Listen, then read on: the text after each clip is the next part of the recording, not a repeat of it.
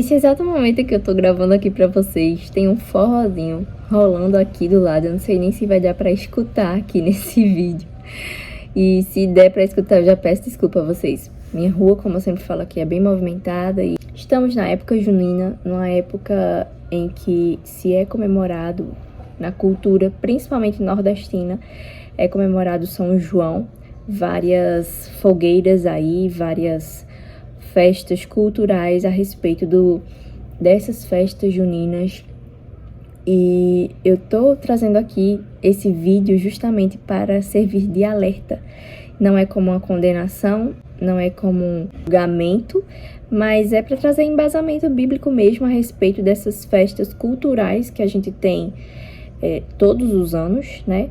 Mas que a gente precisa estar de olhos bem abertos para não cair em certas ciladas espirituais que a gente acha que são banais, sabe? Aquelas festinhas que a gente diz, não, mas tem nada não.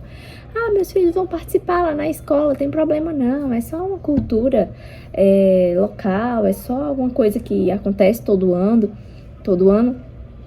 E que muitas vezes empobrecem o nosso espiritual sem nós nos darmos conta que é por essas coisinhas bestas, né? Afinal, a besteira que o mundo fala que é besteira pode significar uma coisa muito importante para Deus. E nós, como filhos de Deus, precisamos levar em consideração, precisamos dar importância àquilo que Deus dá importância, para não sermos contaminados com o mundo e não sermos colocados em um lugar que a gente não deveria estar. Mas a gente é levado porque é cultura, porque é normal, porque todo mundo tá fazendo e não tem nada não tem nada a ver. Nós precisamos ter muito cuidado a respeito dessas coisas. Então aqui neste vídeo eu vou te dar 3 motivos bem básicos, bem simples, dos quais eu e minha família nos apegamos e que são conceitos bíblicos para que a gente não caia nesse vento de doutrina, não nos contaminemos e estejamos de fato separados desse tipo de cultura que o mundo diz ser normal e comum. Pode começar com uma coisa bem simples, que é a origem das festas juninas. Essas festas, elas iniciaram por povos pagãos, certo? Não tô falando aqui da festa que nós conhecemos hoje, né? Porque as coisas, elas vão se modificando e elas vão atualizando e passam por muitas modificações e atualizações até chegar na festa cultural que a gente conhece hoje. Pode começar aqui então pela origem da festa junina, onde povos pagãos do passado, eles se organizavam após uma boa garantia de colheita, após os deuses terem atendido às orações deles acerca de chuva, acerca de plantação, acerca de uma boa colheita mesmo, porque afinal os povos no passado eles viviam disso, viviam da sua própria colheita, viviam de arar a terra, viviam do campo em si, e que portanto eles precisavam ter fé em algum Deus para poder ter uma garantia de uma boa colheita. E quando isso acontecia, quando a colheita de fato era muito boa, eles tinham rituais para agradecer aos seus deuses por aquele acontecimento. Então, eles acendiam fogueiras, eles dançavam ao redor de fogueiras e eles consagravam as suas colheitas também antes, durante e depois da boa colheita. Eles consagravam as colheitas aos seus deuses pagãos. Tudo era antes do cristianismo chegar à Europa. Então, não existia essa perspectiva cristã na Europa acerca desses rituais, uma perspectiva onde abrisse a mente das pessoas para que elas entendessem que isso poderia estar ofendendo ao Deus dos céus, ao verdadeiro Deus. Só que aí, séculos depois, a Igreja Católica Apostólica Romana, ela pega certos rituais desses utilizados por povos pagãos antigamente e começam a incrementar muitas dessas práticas e associá-las aos santos da igreja. Aí é onde entra a festa dos santos, onde a gente conhece hoje. Tem a festa do Santo Antônio, tem a festa do São João Batista, e eu não vou saber exatamente quais são todos, porque eu não faço parte desse meio, então não sei. E aí, né, essas festas elas foram se expandindo, foram se espalhando por toda a Europa, porque afinal agora faziam parte do clero religioso da Igreja Católica, que tinha grande influência na sociedade naquela época. E então essas festas juninas vão chegar ao Brasil por volta do ano de 1500, quando os portugueses eles vêm trazendo consigo essa bagagem cultural, essas festas, essas celebrações da Igreja Católica para o Brasil. Fogueiras, homenagens aos santos, procissões, orações e danças populares. Essas são as coisas mais conhecidas que a gente vê que a tradição ordena que seja feita, né, tradicionalmente nessas festas juninas. Porém, algumas coisas foram incrementadas quando essas festas chegaram aqui no Brasil. E é aquilo que eu falei pra vocês, né? A festa junina que a gente conhece hoje não é a festa junina do passado, porque foram sendo incrementadas muitas coisas. E aonde essas festas chegam, o povo e a região local, elas introduzem costumes que acham que vão ser vantajosos, ou vai acrescentar algo a mais naquela festa e que tá tudo certo. A pergunta que fica aqui já nesse início de vídeo, com essa origem, com essa história que eu trouxe para vocês entenderem um pouquinho melhor o contexto, é se uma prática teve origem em rituais pagãos, que é a história quem diz, não sou eu quem estou dizendo aqui, vocês podem pesquisar por si mesmos para terem a certeza de que o que eu estou falando não é algo inventado.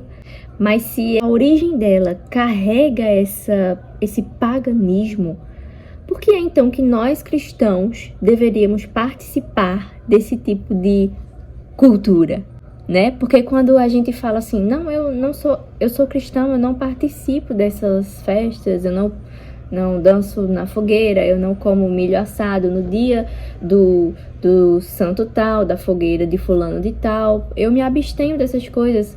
E quando a gente fala isso, a gente é taxado de meio que maluco, né? Porque as pessoas olham pra gente assim bem estranho e dizem, mas por quê? Ah, mas não tem nada a ver não, tu tá sendo muito chato, tu tá sendo muito antipático, mas vai ser uma fogueira de família, e por que tu não vai? Que não vai ter nada demais, e é só a gente mesmo, e é só uma tradição. Mas a gente precisa saber a origem das coisas. Os deuses eram quem mereciam essas adorações por causa da colheita, e hoje, embora a essência da festa junina não seja mais essa, e portanto sofreu mutações, sofreu muitas mudanças ao longo do tempo, mas o início de tudo foi com isso. Então, se o início de uma coisa foi mal aos olhos de Deus, porque afinal Deus é quem merece ser adorado em essência desde o começo de todas as coisas, por que é então que eu vou estar no meio dessas culturas, dessas práticas pagãs, que continuam sendo, porque contém adoração a santos também, que não são os santos verdadeiros. A Bíblia vai nos falar que há um só mediador entre Deus e os homens, pelo qual devemos ser salvos. Então eu preciso adorar ao Deus que me salvou, ao Deus que me deu vida, ao Deus verdadeiro. E além do mais que existem festas de colheitas na Bíblia Sagrada. Porém, o diferencial é justamente esse. Deus era adorado nessas festas e o próprio Deus instituiu essas festas da colheita. Em Levítico 23, por exemplo, Deus instituindo que as primeiras colheitas fossem trazidas para ele como forma de agradecimento ao Deus Todo-Poderoso que proveu a chuva, que proveu uma boa terra para que o povo plantasse. Portanto, essa colheita sendo bem sucedida, o reconhecimento ia primeiramente para Deus, não era para outros deuses pagãos. Tanto que muitas vezes quando os judeus eles decidiam se rebelar contra Deus e fazer coisas impuras e imorais aos olhos de Deus, um dos primeiros sinais de que Deus se afastava desse povo era justamente na terra, nas colheitas, além de doenças, além de pestilências, além de muitas outras coisas que Deus deixava acontecer com o povo dele para que ele abrisse bem os olhos de que eles estavam indo por caminhos errados. Ou seja, então, a colheita, a boa saúde, a boa terra, um bom lugar para viver, tudo isso era sinônimo de que o povo estava em obediência a Deus. Depois dessa festa das primícias, que era onde o povo judeu trazia as suas primeiras colheitas para oferecer em sacrifício a Deus, agradecendo pela boa colheita, e aí Deuteronômio 16:11 falava exatamente para o povo se alegrar diante de Deus. Não é o fato da gente ser contra as pessoas se alegrarem. Você é contra a alegria, você é muito chato, você não se alegra com nada. Não, a gente se alegra sim, nós cristãos nos alegramos, mas é com a coisa certa, é com o propósito certo, e a nossa alegria precisa ser direcionada para Deus, para a pessoa certa. Não é o fato da gente estar pulando uma fogueira, soltando bombinhas, que é muito comum aqui no Nordeste, né? Inclusive, eu odeio isso. Somos nós para impedir a alegria das pessoas, né? Afinal, se a alegria delas é baseada em coisas tão supérfluas, isso já mostra que elas estão caminhando para um lugar muito obscuro, que a alma delas se contenta com tão pouco a ponto de serem dirigidas e direcionadas mesmo por coisas tão banais nesse mundo. Tanto no passado, como as ordenanças de Deus eram para aquele povo, hoje também a nossa alegria deve ser baseada em Deus, dirigida para Deus, e nós devemos ter contentamento em Deus, que criou todas as coisas, que fez todas as coisas, que sabe exatamente do que nós precisamos. Deus não é contra a celebração, Deus não é contra a alegria. Não é porque a gente se afasta, procura se abster de certas festas culturais que têm origens pagãs, que a gente não é alegre. Muito pelo contrário, Deus nos proporciona alegrias infindáveis, infinitamente maior do que culturas onde a gente de fato não vê Deus nelas. Mas é nisso que o povo se alegra hoje em dia, infelizmente. E a Bíblia inteira ela está permeada de versículos maravilhosos acerca de colheita, de plantação e de colheita. Mas o fato não está apenas no material, naquilo que a gente vê, naquilo que é palpável. Mas a nossa alegria primária e essencial está naquilo que é espiritual. É por isso que o povo de Deus ele deve se alegrar independentemente das circunstâncias, porque Deus nos supre, Deus nos ajuda, Deus nos abençoa. Deus é conosco, independente das festas ou independente das circunstâncias. É carro de som para valer aqui, viu? Esse, então, era o primeiro problema que nós devemos observar acerca das festas juninas, é que ela foi essencialmente criada como rituais, onde eles começaram a adorar santos em cada fogueira principal, e um desses santos é João Batista. João Batista é ninguém mais, ninguém menos do que o precursor de Jesus. Acredito que se ele se levantasse do túmulo hoje para ver que ele está sendo adorado, e ele foi duro nas palavras dele no passado, chamando o povo de raça de víbora, eu acredito que hoje em dia ele seria 3 vezes mais pesado de língua para falar com esse povo de hoje. E mesmo quem disse, convém que ele cresça. Ele quem? Jesus. Que Jesus cresça e não que eu cresça, mas que eu venha diminuir, que eu venha desaparecer, que eu venha me humilhar e que ele que venha se sobressair acima de mim. A gente percebe que, embora ele tenha sido um homem extraordinário, com muitos feitos aqui na terra, naquela época, mas mesmo assim não era a ideia dele ter glória para si. Nunca esteve na imaginação de João Batista receber a glória, receber honra, receber aplausos, nem muito menos uma fogueira no nome dele. Aí é onde a gente vê, quando as festas elas são dedicadas a homens, a pessoas feitas de carne e osso, assim como eu e você, elas tiram o lugar de Deus. Então não faz sentido ser cristão, porque a palavra cristão já denota o exemplo de Cristo. Nós somos cristãos porque somos pequenos cristos e, portanto, eu preciso imitar a Cristo. E imitando a Cristo, eu preciso adorar então somente a Deus, na minha forma de viver, na minha forma de falar, na minha conduta familiar, particular, pessoal, ou lá fora, onde eu trabalho, onde eu estou inserida nos ambientes externos. Eu preciso glorificar a Deus em toda a minha forma de agir. Caindo uma chuvinha muito boa aqui, deixa eu mostrar pra vocês. Olha só, Deus mandando chuva. Não é São João, não é São Pedro, não é nenhum santo, embora eles tenham participado da Bíblia, mas quem manda chuva é Deus, minha gente, quem manda chuva é Deus. Terceiro perigo aqui inserido nestas festas juninas, comumente, tradicionalmente feitas principalmente aqui no Nordeste brasileiro, são os perigos espirituais de fato escondidos, bem escondidos, os quais a gente, se for notar, Eles não passam de brincadeiras, de simpatias para casamento, simpatias para prosperidades, adivinhações, superstições. Eu não vou entrar aqui em detalhes nisso, porque eu de fato nunca fui desse meio, então eu realmente não sei como funciona, não sei para onde vai, para onde vem, como é que funciona, não sei.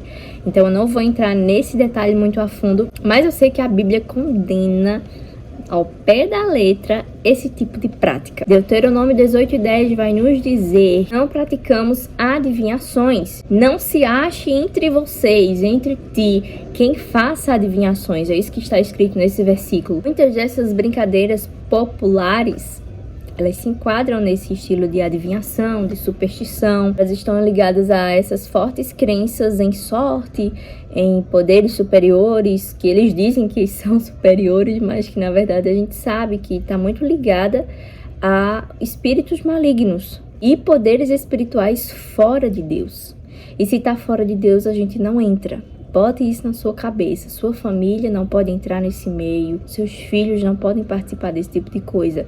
Se Deus não é o centro, se a adoração não é feita para Deus, então a gente deve estar fora. A gente deve pular fora desse tipo de cultura. Mesmo que sejamos taxados como chatos, como loucos, como antipáticos, mas mesmo assim o que vale é estar diante de Deus, na presença de Deus, em santidade. E estar em paz com Deus. Isso é o que faz sentido na vida de um cristão. Sem contar que hoje, infelizmente, a festa junina, ela avançou tanto no sentido de...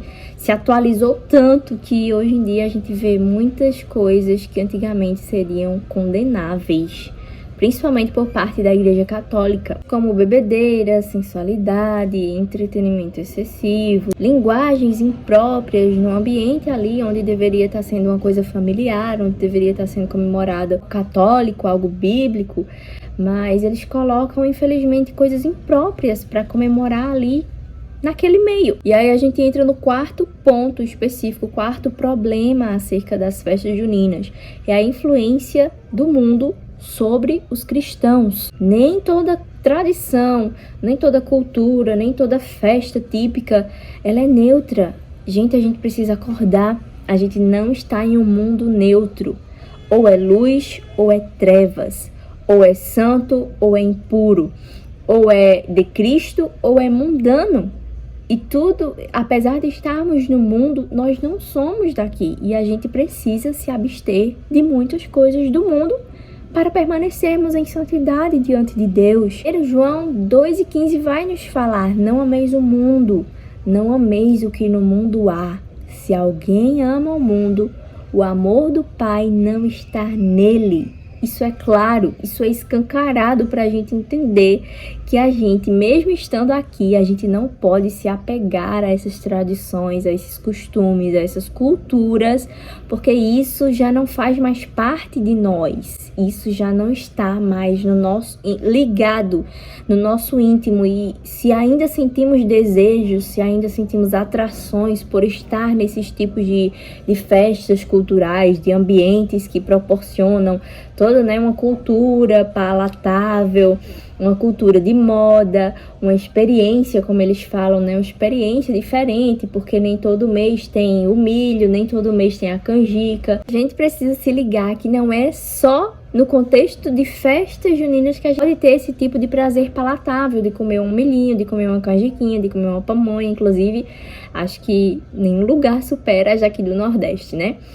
Mas não é apenas nesse contexto que a gente se detém em comer esses tipos de comidas, por causa justamente da chuva que tem nessa época e que a colheita é abundante nessa época em específico. A gente não está privado de comer essas coisas, mas no contexto errado, no meio errado, a gente pode se prejudicar por causa disso. Pode não enxergar o que está acontecendo no mundo espiritual, mas uma legalidade que você dá, uma brecha que seja, que você dá para o inimigo operar, ele entra e faz toda uma bagunça. E você pode se atrapalhar todo por causa disso. Não apenas espiritualmente, que isso é o mais importante, a sua salvação espiritual. Mas também você pode se complicar em muitos outros aspectos da sua vida. E a gente precisa estar de olhos muito abertos quanto a isso, muito abertos. Deixe claro para os seus familiares se a gente precisa respeitar a zoadinha do forrozinho dos outros, se a gente precisa respeitar as bombinhas que soltam perto da nossa casa, porque tudo isso é um incômodo, né? Isso é incômodo, pelo menos a mim incomoda. Mas se a gente precisa respeitar isso que essas pessoas fazem, por que é que as pessoas não podem respeitar o nosso posicionamento acerca de não comermos naquele dia em específico, não estarmos naquele contexto, não estarmos junto da fogueira, não estarmos comemorando a fogueira do João Batista, a fogueira do São Pedro? As pessoas precisam aprender a nos respeitar, precisam aprender que nós também temos limites, precisam aprender que nós também temos posicionamento. E o povo de Deus é um povo que não se mistura com essas coisas. Nos 12:2 vai nos falar para não nos conformarmos com este século, para não nos amoldarmos aos padrões deste mundo. E isso é ser cristão. Para onde o mundo está caminhando, eu vou totalmente o contrário. Se o mundo tá todo mundo indo para ali, toda Maria tá indo com as outras, tá todo mundo na carreata dos bois, tá todo mundo de bando para um lugar, eu como cristão preciso sim me posicionar contra e deixar claro. Não é ficar choramingando pelos cantos que não pode ir e mostrar para os outros que eu queria ir, mas eu não posso porque a igreja não permite, porque meu pastor pode saber e que eu não sei. Não. Se você é cristão, posicione-se claramente contra as trevas. O mal nem sempre vai vir escancarado assim na sua cara para você se embananar e vendo que é mal você já não vai. Não, o mal muitas vezes vem disfarçado justamente das coisas boas, das coisas agradáveis, das coisas belas, entre aspas. Mas quando a gente vai ver, a gente já está emaranhado por uma situação da qual a gente poderia ter fortemente evitado na nossa vida. Sabe o que é mais perigoso? É quando o cristão, ele vive uma eterna distração na sua vida, como se Cristo não fosse mais voltar. João 2:28 vai dizer exatamente isso. E agora, filhinhos, permanecei nele, para que quando ele se manifestar, tenhamos confiança e não sejamos confundidos diante dele na sua vinda. Como não ser confundido pelo Senhor na sua vinda? Não estando entre a multidão, não fazendo o que todo mundo faz, se abstendo das culturas, das modas, das coisas que se dizem atuais, que se dizem modernidades, mas que impactam diretamente na vida espiritual do cristão. Nós precisamos aprender que a vida cristã não é apenas sobre viver evitando o pecado. Nós devemos evitar o pecado, sim, nós precisamos evitá-lo. Mas se a gente viver focado apenas naquilo que a gente não pode fazer, em um momento ou outro a gente vai cair nesse erro.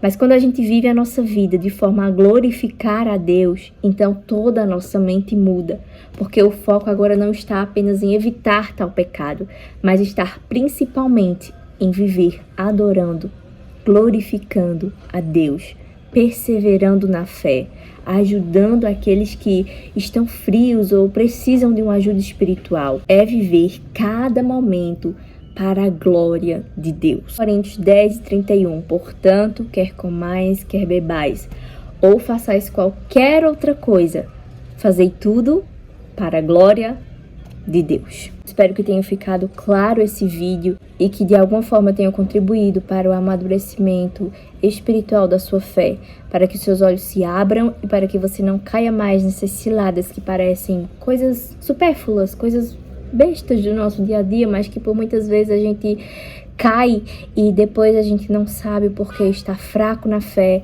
não sabemos porque estamos tão distantes de Deus ou porque nossas orações não estão sendo ouvidas. Que o Senhor nos ajude, que o Senhor nos abençoe e que nós tenhamos discernimento espiritual para lidar com não apenas estes termos culturais, mas em todas as áreas da nossa vida.